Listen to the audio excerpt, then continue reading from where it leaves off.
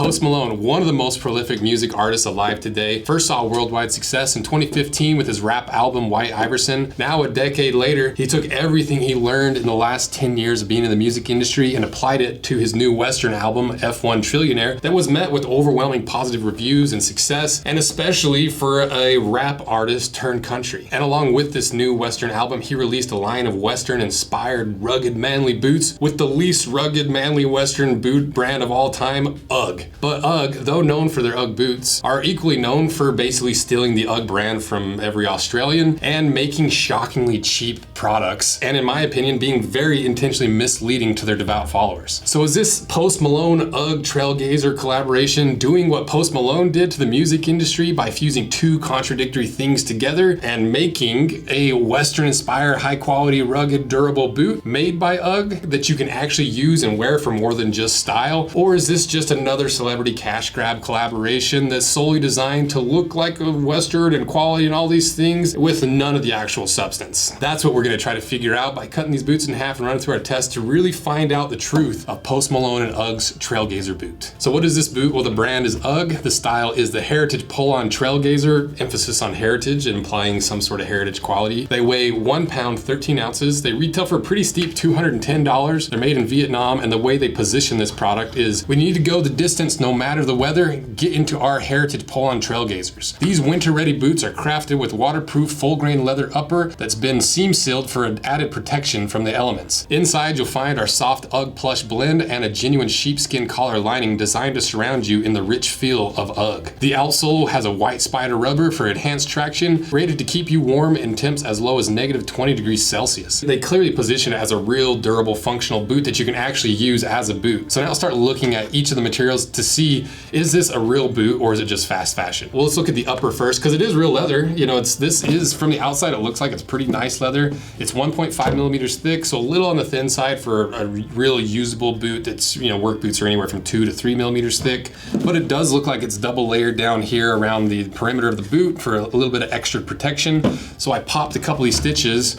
Surprise, surprise, it's not double layered. I was hoping it was double layered so you had 3 millimeters of protection, but unfortunately it's just for the look of durability without any of the substance. But what about this other leather? Is this just the backside of the shearling where the wool fibers are actually attached to the leather? That's what I thought this was, but then I just literally just pulled the two apart and I was like, oh no, that's just a separate layer, which could be a really good thing because this suede leather, it is true suede, so it's a cheaper cut. It's a lot more inferior of a leather than this bottom leather. But if that 1.5 millimeters of suede backs the actual shearling leather, you might end up with a pretty thick and durable upper, even though it's not really sewn together or attached together, which makes me lean a little bit more towards durability and function base of a real boot, less towards fast fashion.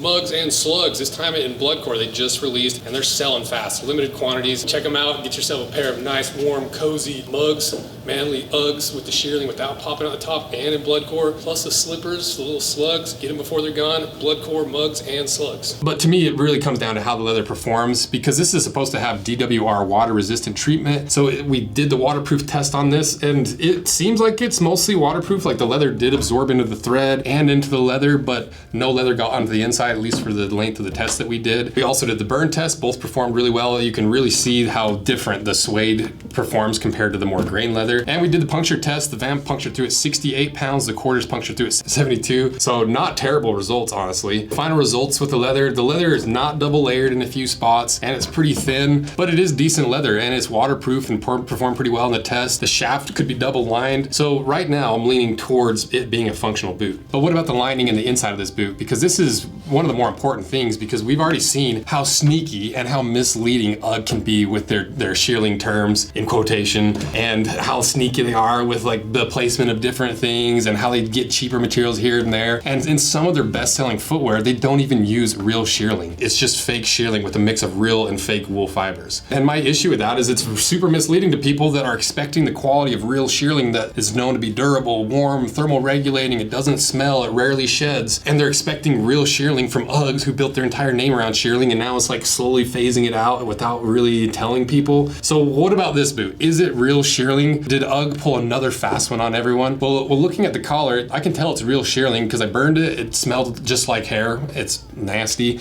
It's self-extinguishing. It's supposed to be really hard to pull real wool fibers out of Shearling. There's some spots that are really easy to pull out, other spots are really hard to pull out. And if I part the hairs all the way down to the base, I can see that it's actually attached to skin. So this part is definitely real Shearling, but it's about as cheap of real Shearling as you can get. So that's fairly fast fashion. But we've seen how UGG will use real Shearling on visible parts and then fake Shearling on the rest. So let's check the rest of this in the inside of the boot. I burned it and it still smelled like hair, but it wasn't self-extinguishing. You can still pull it out, but it's about the same as the collar.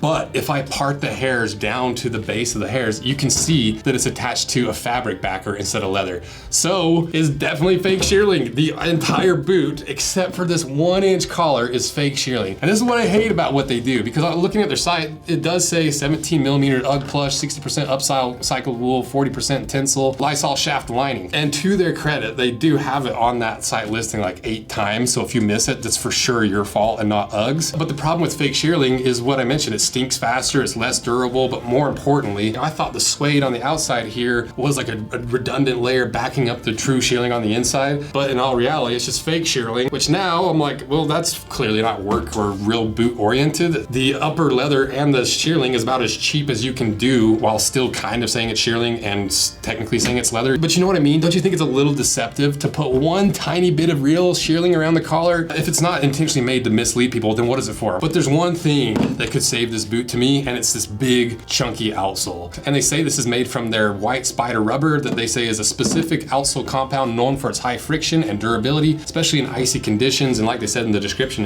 these boots are rated up to -20°C. So clearly positioned as a real functional outsole. The durometer is 60 short A, so about where it should be for a more functional outsole. The puncture test did okay. It's 86 pounds, and it's pretty rigid. It's hard to tell if it really has a shank, but it is rigid enough there might be like a synthetic shank on the inside. It has a sidewall stitch for extra durability rather than just gluing it on, but we don't know for sure because there's so many misleading things on this. I don't know if it's actually that durable of an outsole or if it's just completely cored out, and ultimately what's hiding on the inside of this boot that could really point to, is this just a fast fashion cash grab or is it an actual functional boot? Let's cut it in half and find out. What's in here? Blood core mugs. Dang, these look so sick. Oh my gosh. Got the blood core accents, heel counter, backstay, the collar. Edge binding is even blood core. Jet black Shearling, the black sole. Dang, those are sick. All right, let's see what's in the other mug up there. Now, let's see what's in this one. Ew, what is it? Blood core slugs. Mugs are our winter sneaker made to be like an actual cool looking Shearling natural material winter shoe boot. This is just the house slipper version. You know, it's same concept, Shearling, no visible Shearling on the outside, but high quality materials, but in blood core.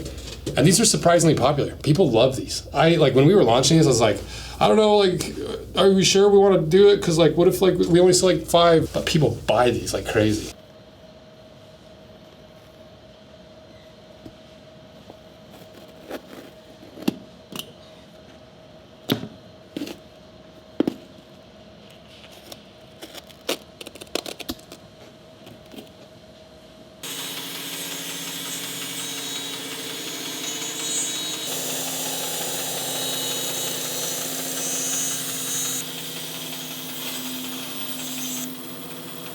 All right, we got it cut in half. So let's find out the truth about Post Malone's boot here. Is he actually in the Western workwear world, or is it just a facade of a boot? Or UGG's pulled another fast one on all of us? And if you're not subscribed, consider subscribing. Consider checking out our handmade leather goods and our collaborations, because that's how we can afford to buy like 3 to 6 brand new pairs of boots and shoes every year just to dissect, to show you what you're actually getting and not just the outside perception. Check all that out, links in the description. So now let's see what's inside.